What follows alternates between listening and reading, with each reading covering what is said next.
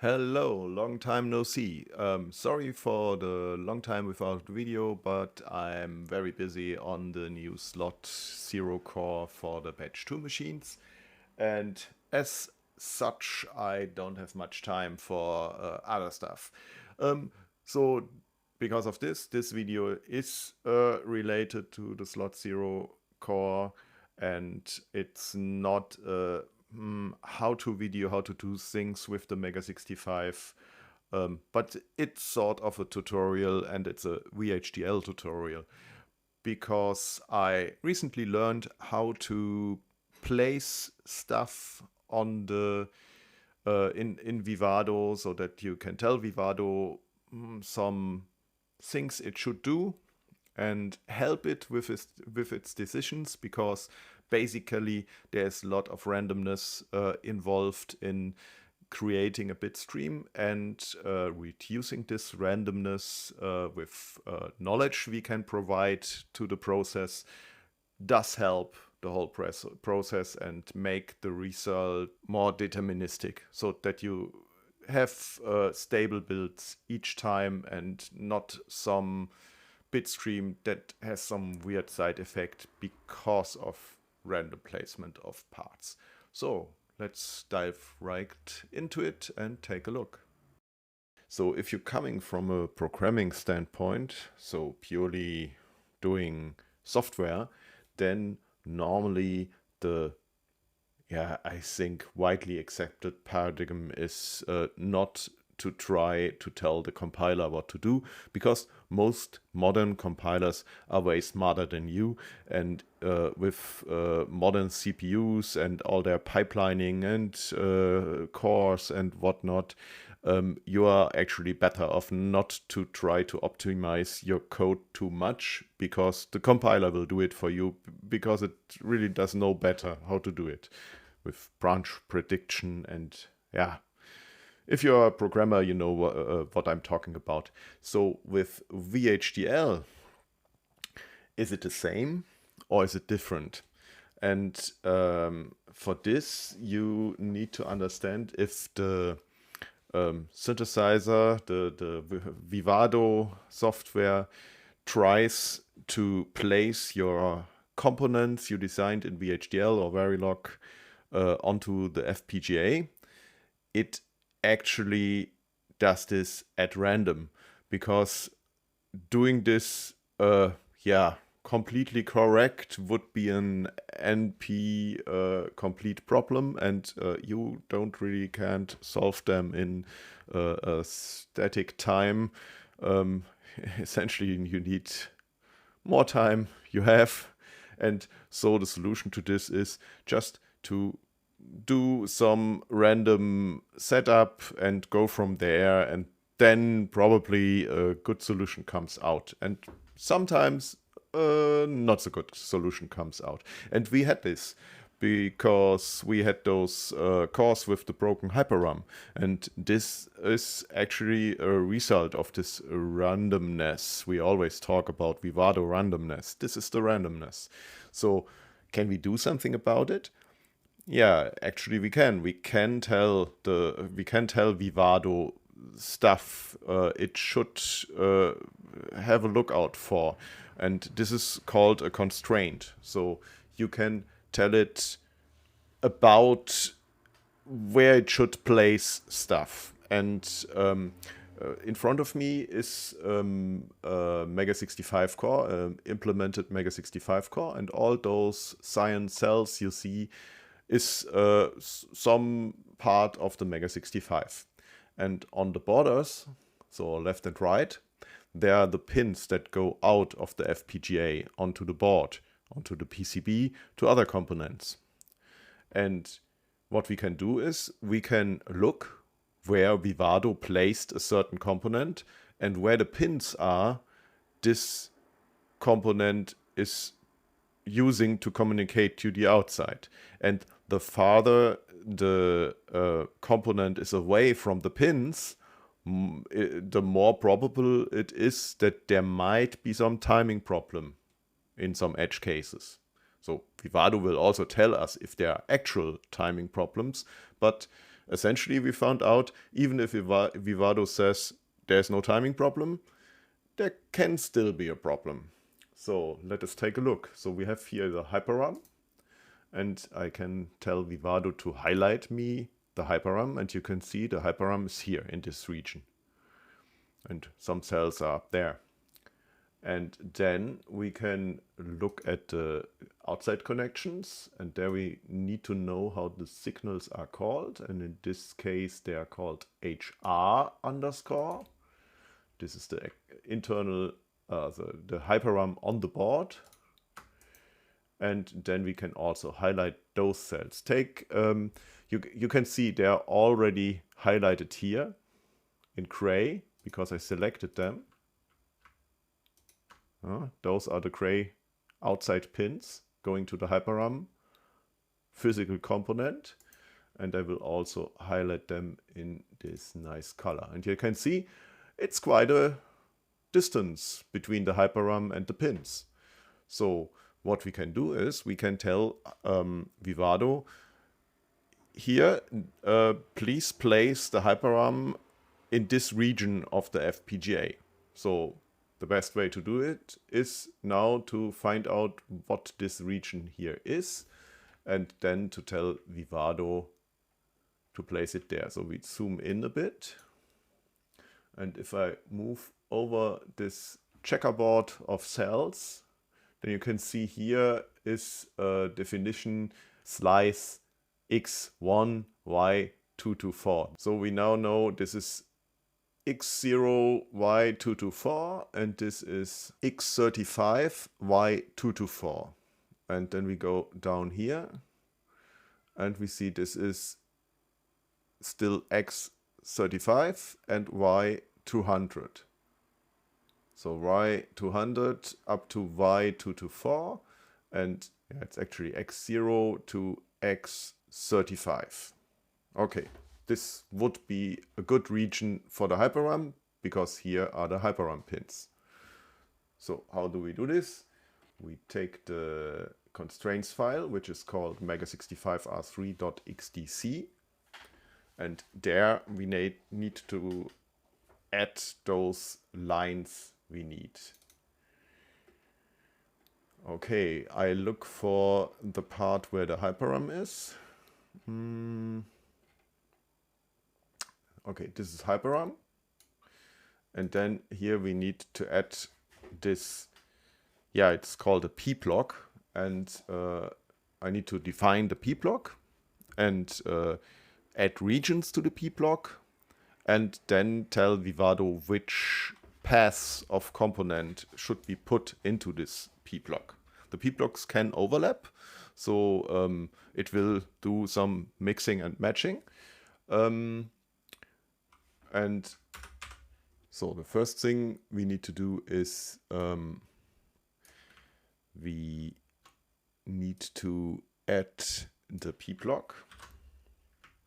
So I start with a comment, and then I use the create PBlock command to create a PBlock that I call PBlock underscore HyperRAM. Then I need to add cells to PBlock. And the first parameter to this is the PBlock. And I need to use a function to get the cells I want to add there. And this is everything that is in HyperRAM 0. So HyperRAM 0, let us look back at the list here, is the name of the component. So everything that is below HyperRAM 0 will go into this PBlock. And next I need to add regions to the PBlock. So this is done with resize PBlock, and again we need to tell Vivado which PBlock we are talking about, and then we need to add this region, and this is done with the slice. So it's actually exactly what we see here.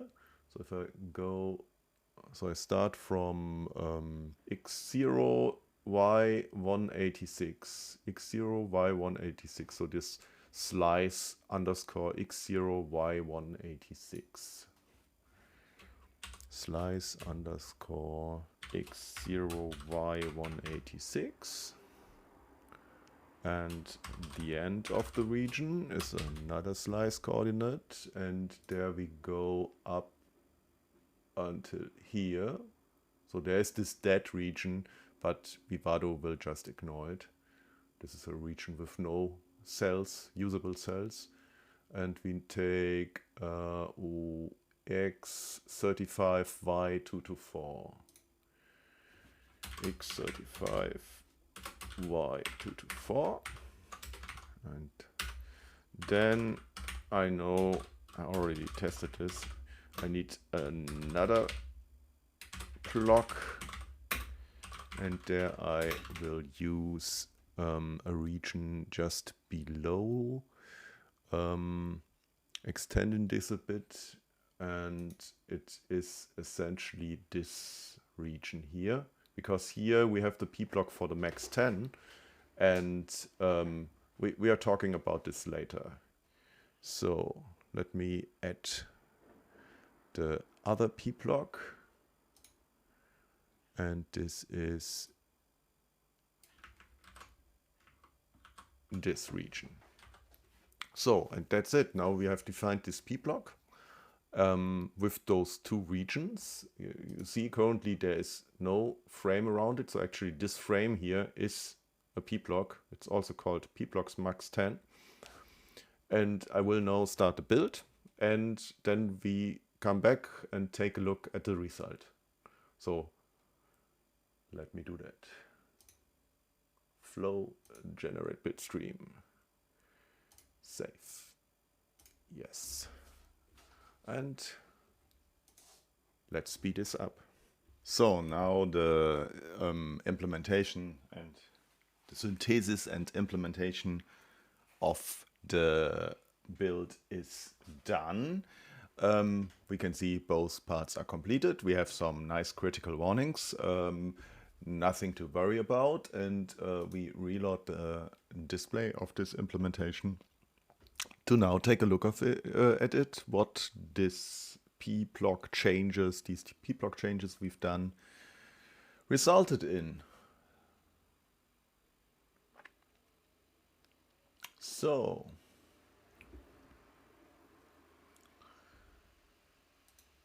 let's take a look. So you can see here is our HyperRAM P-block.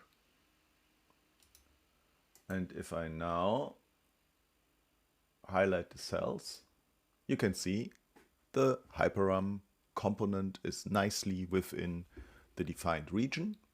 And you can also see some other stuff is also in the region because it was convenient to place there and it was not needed for the HyperRAM. So defining this P block does not exclude placing other stuff in this area.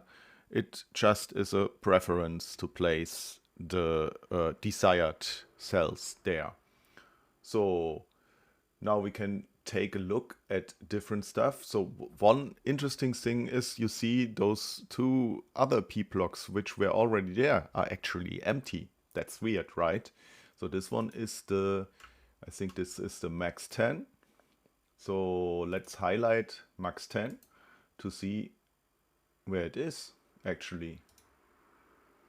Oh, we don't see anything. Oh, you can see max 10 is here right in the middle, away from the max 10 pins. That's not good. So something is wrong there. Let us take a look where the max 10 pins are. LM. So here are max 10 cell pins. Let's color them yellow. So they are here. And then we have another signal which is called reset something. Reset max 10, this one. Let's highlight this too. So max 10 is here, so the region is quite right. but obviously the Max 10 cells are not placed there. So let's take a look what's wrong with this. First we find the Max 10 definition of the PBlock. So there's the PBlock Max 10 and the slice where it should go. And we can see that the slice, yeah, it goes a bit too much up perhaps. We could make it smaller, perhaps. And then we see that it gets cells max 10. So the difference is actually the case. So this is big uppercase max 10 and the component is called lowercase max 10 and this does not fit. So it does not feel encouraged to place the cells there. So we need to change this. I actually will remove this part and then we will go up where the max 10 is. It's here.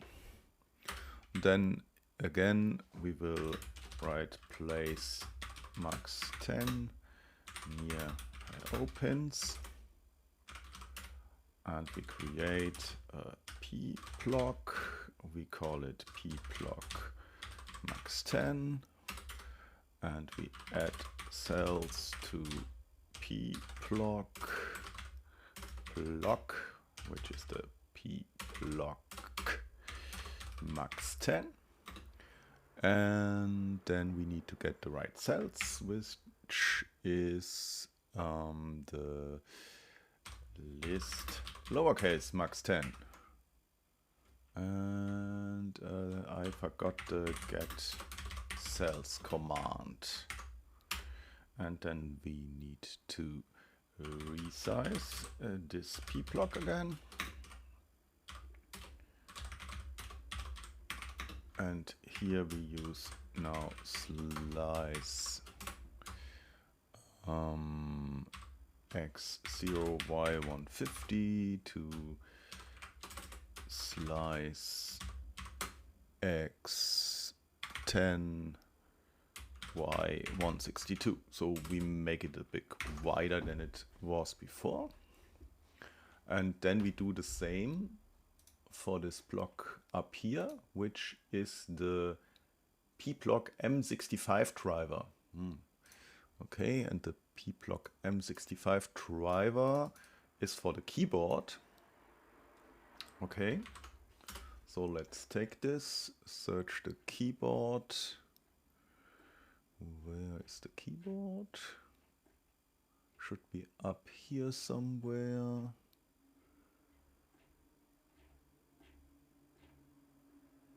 Here it is. And then we just call it, yeah, perhaps keyboard or KBD, perhaps. Yeah, I think I will call it KBD0.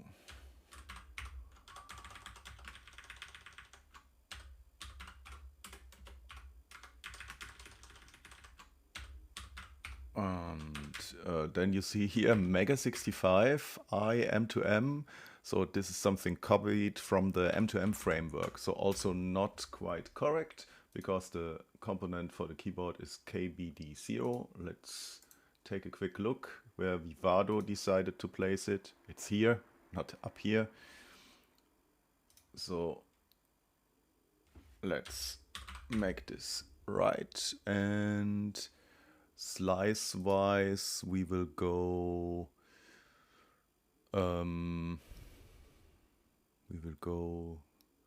0, 2 to 5 is probably okay, and 7, yeah, we can keep it there, the block. So, and then another thing which came up while I was thinking about it, we had lots of problems with the cartridge slot, which also sometimes worked, sometimes it did not work with Super Breadbox cartridge while building the last release. So perhaps it's also a good idea to place the cartridge somewhere near the cartridge ports. And the cartridge ports are in this region, so they overlap with the Max 10.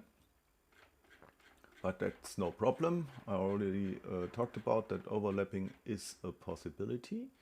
So let's highlight the cartridge pins.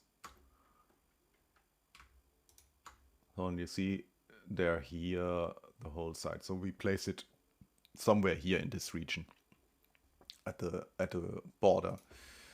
The whole idea is if we place the components near the pins, we have less delays to the component, because the component normally also have some input-output buffering, and this will then take care with the communication to other components inside the MEGA65. But there can also be problems with distances being too big, and perhaps I will talk about this in a different video. Again, add a PBlock, and we add the cells that should go in, and the cartridge is within the slow devices component, and there we have the card port 0, and I'm selecting this by specifying slow devices 0 / cardboard 0, and then again the PBlock for the cartridges, which I did decide earlier on, is this, and then we can save this again and we do another build, and we take a look after the build has finalized. So Vivado finished. Let's reload the implementation. There's our implementation. We zoom a bit in. You can see here is the overlapping PBlocks for Max 10 and for the cartridge. And then let's highlight stuff from top to bottom. The keyboard is in its own keyboard block. The HyperRAM is in the HyperRAM block. The Max 10 is in this one, and then the cartridge is there, a bit around the Max 10. So you can see we now have the components that are connected to the outside I/O pins directly placed beside the pins, and so kept the distance, and with this the signal time between the pins and the logical elements short, and so hopefully made the whole implementation of the design more deterministic, so we won't get bad HyperRAM builds. I hope this did give some insights. Oh, we did not look at the core, so perhaps I should fire up the MEGA65 and we take a look. Let me see if I can bring something up. Okay, there it is. So we need to put the core on the MEGA65. Let me do that quick.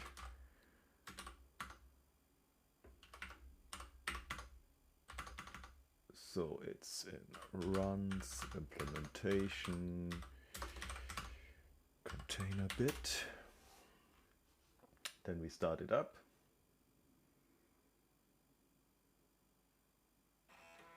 Okay, basically it runs, and now I let some HyperRAM test run.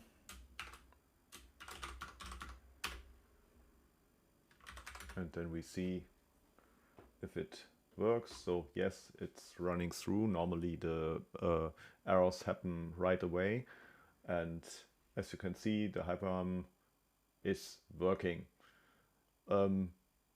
We did a few builds yesterday. So we did, I guess, 5 or 6 builds, and all of the builds every time had a good HyperRAM. So there were no faulty cores. this is only a guess right now, but normally we had, yeah, every fourth or fifth build was essentially problematic. But we need to take a look at this further down the line.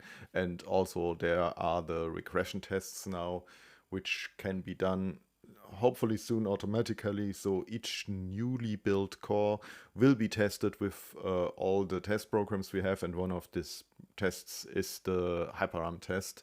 And so bad core will be detected and then can be rebuilt and not put out so that someone gets problems with it. Yeah, that was it for today. I hope this was not too theoretically. So for the Mr. 2 MEGA65 VHDL development, this is interesting. And this is also, yeah, some kind of view on the progress on the new slot 0 core for the batch 2, because this is what I'm doing currently. I'm making sure that the new slot 0 core is more stable and resilient than the one on the first 400 machines, which has some problems. And we are also working on getting a new slot 0 to those people with the first 400 machines. But it's a bit tricky because without JTAG you basically can brick your machine, and that is not what we want, obviously. So have a nice Sunday, and yeah, until the next time. Bye.